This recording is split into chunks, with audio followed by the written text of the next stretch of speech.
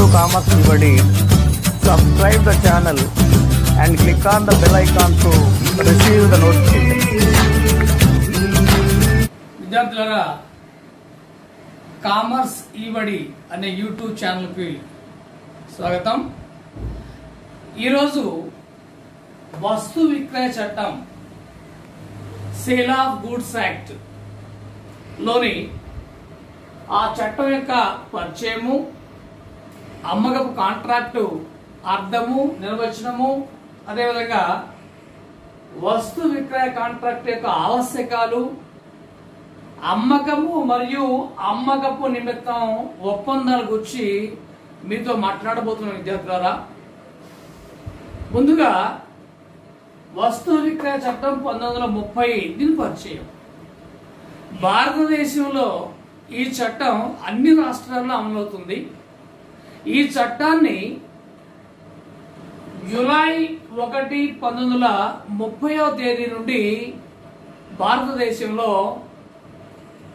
జమ్మూ కాశ్మీర్ రాష్ట్రం తప్ప అన్ని రాష్ట్రాల్లో అమలవుతుంటుంది. ఈ మధ్య కేంద్ర ప్రభుత్వం చేపట్టిన ఆర్టికల్ 370 రద్దు వలన ఈ చట్టం ప్రస్తుతం జమ్మూ కాశ్మీర్లో కూడా అమలవుతుంది. విద్యార్థులారా, అమ్మకం కాంట్రాక్టు నిర్వచనం అమలు పరచదగిన ఒప్పందాన్ని కాంట్రాక్టులే. కాబట్టి అమ్మకపు కాంట్రాక్టు యొక్క అర్థం ఏంటో చూద్దాం. ఈ వస్తు విక్రయ చట్టం 1930 సెక్షన్ 4 ప్రకారం అమ్మకందారు కొనుగోలుదారుకు ఒక వస్తువులోని స్వామ్యాన్ని ఒక నిర్దిష్టమైన ధరకు బదిలీ చేస్తూ లేదా త్వరలో బదిలీ చేస్తారనే ఒప్పందంతో ఏర్పాటు చేసుకునే కాంట్రాక్టు అమ్మకపు కాంట్రాక్ట్ అవుతుంది. విద్యార్థులారా, ఇక్కడ అమ్మకందారు వస్తువులో ఉండే స్వామ్యాన్ని, దాని మీద హక్కుని కొనుగోలుదారికి బదిలీ చేస్తూ కానివ్వండి, లేదా తర్వాత బదిలీ చేస్తాను అనే ఒప్పందంతో ఏర్పాటు చేసుకునే కాంట్రాక్ట్ ని మనం అమ్మకపు కాంట్రాక్ట్ అంటాం. ఈ అమ్మకపు కాంట్రాక్ట్ అనేది బేషరతుగా ఉండొచ్చు లేదా షరతులతో కూడి ఉండొచ్చు. బేషరతు అంటే ఎలాంటి షరతులు లేకుండా అని అర్థం. వస్తు విక్రయ చట్టం ప్రకారం అమ్మకపు కాంట్రాక్ట్ ఉండవలసిన ఆవశ్యకాలని ఇప్పుడు మనం చూద్దాం. విద్యార్థులారా, ఇందులో సాధారణ కాంట్రాక్టు ఆవశ్యకాలు వస్తు విక్రయ చట్టం ప్రకారము మిగతా కాంట్రాక్టులకి, అంటే భారత కాంట్రాక్ట్ చట్టం 1972లో సెక్షన్ 10 ప్రకారం పేర్కొన్న ఆవశ్యకాన్ని కావాలి. అంటే ఏంటి? ప్రతిపాదన కావాలి, దానికి స్వీకృతి ఉండాలి, తర్వాత ఆ కాంట్రాక్ట్ లో 2 పార్టీలు ఉండాలి, అదేవిధంగా దానికి న్యాయాత్మకమైన చెల్లుబాటు ఉండాలి, అదేవిధంగా దానికి ఉద్దేశం న్యాయసమ్మతంగా ఉండాలి, అక్కడ కన్సిడరేషన్ ప్రతిఫలం అనేది ఉండాలి, ఎలాంటి ఆంక్షలు కాంట్రాక్ట్ లో ఉండకూడదు, ఎలాంటి నిర్బంధం ఉండకూడదు, ఈ విధమైన రిజిస్ట్రేషన్ మొదలైన అన్ని రకాల ఆవశ్యకాలు ఈ వస్తు విక్రయ చట్టంలోని ఈ విక్రయ కాంట్రాక్ట్ కూడా అవసరం. విద్యార్థులారా, తర్వాత పార్టీలు. వస్తు విక్రయ చట్టంలో ఉండే పార్టీలు మనం 2 పేర్లతో పిలుస్తాం: అమ్మకందారు, కొనుగోలుదారు. ఎవరైతే వస్తువులను స్వామ్యాన్ని బదిలీ చేస్తూ ఒప్పందం ఏర్పాటు చేసుకుంటారో వారు అమ్మకందారు. ఎవరికైతే ఆ వస్తువుకు స్వామ్యాన్ని బదిలీ చేయడానికి ఆ కాంట్రాక్ట్ ఏర్పాటు చేయబడిందో అతను కొనుగోలుదారు. అమ్మకందారు వస్తువును బదిలీ చేయాలి, కొనుగోలుదారు ఏమో ఆ వస్తువును తీసుకొని దానికి మూల్యాన్ని అమ్మకందారుకు చెల్లించాలి. తర్వాత సరుకు. విద్యార్థులారా, కాంట్రాక్టు ఏర్పాటుకు సరుకు అనేది ఉండాలి. విద్యార్థులారా, సరుకు అనగా కేవలం చరాస్తులు మాత్రమే.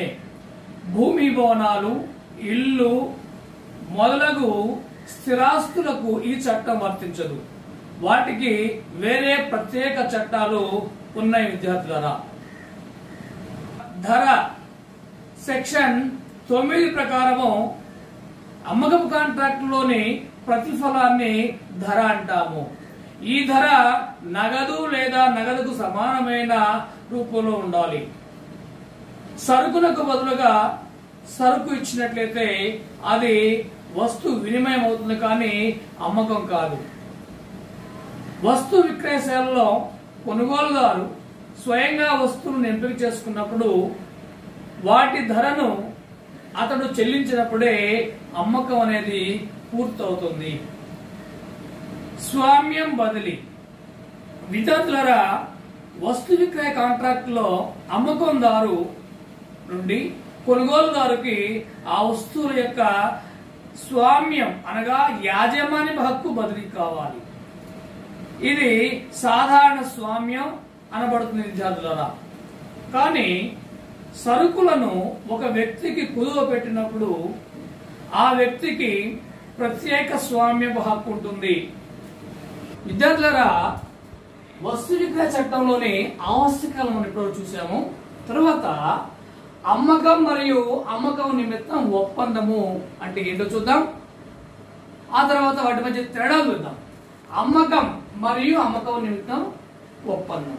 విద్యార్థులారా, ఈ రెండు పదాలు వేరువేరు పదాలు. అమ్మకం అంటే సెక్షన్ 4 ప్రకారము వస్తువులోని స్వామ్యాన్ని బదిలీ చేస్తూ అమ్మకందారు కొనుగోలుదారుతో ఏర్పాటు చేసుకున్న ఒప్పందాన్ని మనం అమ్మకంగా చెప్పుకుంటాం విద్యార్థులారా. ఆ కాంట్రాక్ట్ మనకి అమ్మకం కాంట్రాక్ట్ అవుతుంది. కానీ అమ్మకం నిమిత్తం ఒప్పందం, ఇక్కడ వస్తువులని అమ్మకందారు భవిష్యత్తులో కొనుగోలుదారుకి బదిలీ చేయడానికి ఉద్దేశించిన ఒప్పందం. ఇది కాంట్రాక్ట్ కాదు, ఇది ఒప్పందం మాత్రమే.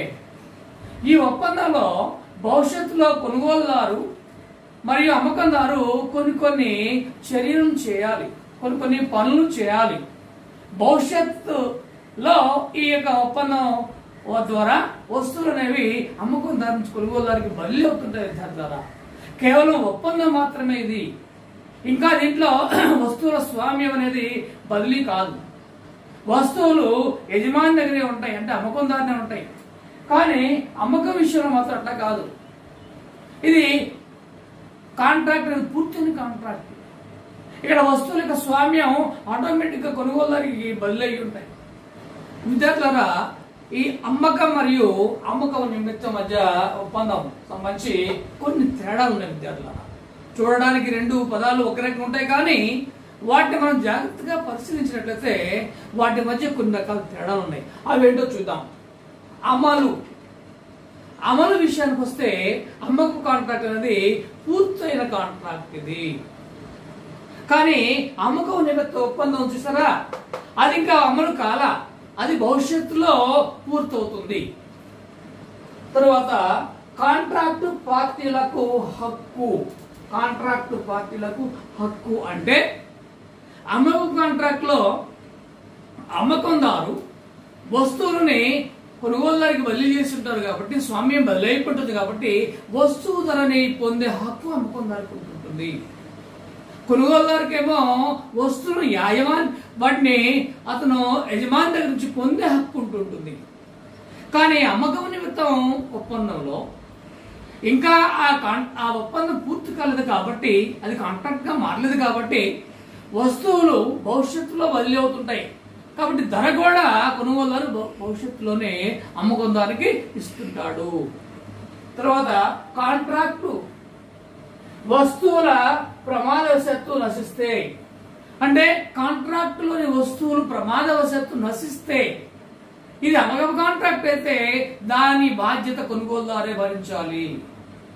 ఎందుకంటే వస్తువు కాంట్రాక్ట్ అయిపోయింది, యాజమాన్య హక్కు కూడా అమ్మకందారి నుంచి కొనుగోలుదారికి బదిలీ అయిపోయింది. కాబట్టి వస్తువులు అమ్మకందారి ఉన్నప్పటికీ అవి కనుక నశిస్తే ఆ నష్టాన్ని కొనుగోలుదారి భరించాలి. కానీ అమ్మకం నిమిత్తం ఒప్పందంలో వస్తువులు కనుక నశించినట్లయితే ఆ నష్టాన్ని అమ్మకందారు భరించాలి. ఎందుకంటే దాని మీద హక్కులు ఇంకా అమ్మకందారికి ఉన్నాయి, కొనుగోలుదారికి బదిలీ కాల. తర్వాత తిరిగి అమ్మకం. విద్యార్థులారా, వస్తువులను ఈ యొక్క అమ్మకపు కాంట్రాక్ట్ లోని వస్తువులను తిరిగి వేరే వారికి అమ్మే హక్కు అమ్మకందారికి ఉండదు. ఎందుకంటే వాటి మీద యాజమాన్య హక్కు అనేది ఆల్రెడీ బదిలీ అయిపోయింది. కాబట్టి వాటిని ఇంకా వేరే వారికి అమ్మడం అనేది సమంజసం కాదు.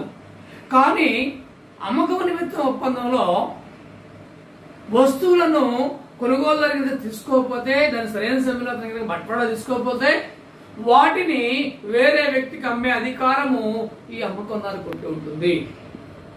తర్వాత కొనుగోలు ధరకై దావా వేయడం.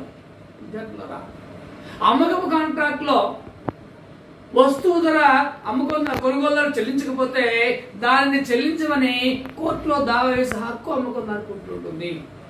కానీ అమ్మకం నిమిత్తం ఒప్పందంలో కొనుగోలు ధరకై దావా వేసే అధికారము లేదా హక్కు ఈ అమ్మకందారుకు ఉండదు. ఒకవేళ కొనుగోలుదారు వాటిని భవిష్యత్తులో తీసుకోకపోతే వాటి కొరకు నష్టపరిహారం కొరకు దావా వేసే అధికారము లేదా హక్కు అమ్మకందారుకు ఉంటుంది తప్ప వస్తువుల యొక్క ధర కొరకు దావా వేసే అధికారము ఈ యొక్క అమ్మకందారుకు ఉండదు విద్యార్థులారా. తర్వాత అమ్మకందారు దివాలా తీస్తే, ఒకవేళ అమ్మకపు కాంట్రాక్ట్ లో అమ్మకందారు దివాలా తీసినట్లయితే అమ్మకందారు తరపున ఎవరైతే అఫీషియల్ రిసీవర్ అపాయింట్ చేయబడినాడో ఆ వ్యక్తిని కొనుగోలుదారు వస్తువులను బదిలీ చేయమని తనకు బదిలీ చేయమని కోరే అధికారం ఉంటుంటుంది.